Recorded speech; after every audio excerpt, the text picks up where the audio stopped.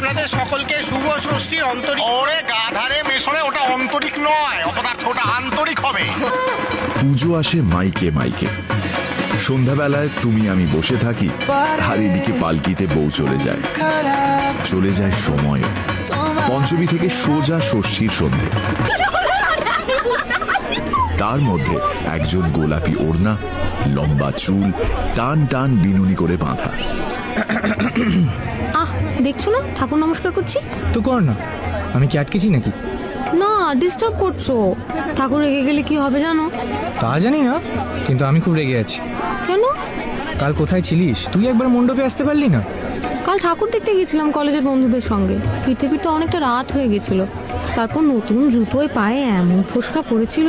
থাক, আর ফিরিস্তি দিতে হবে না। শাড়ি পরিসনি কেন? আজ তো ষষ্ঠী, আজকেও শাড়ি পরে। ও, তাহলে কবে পরে? অষ্টমী আর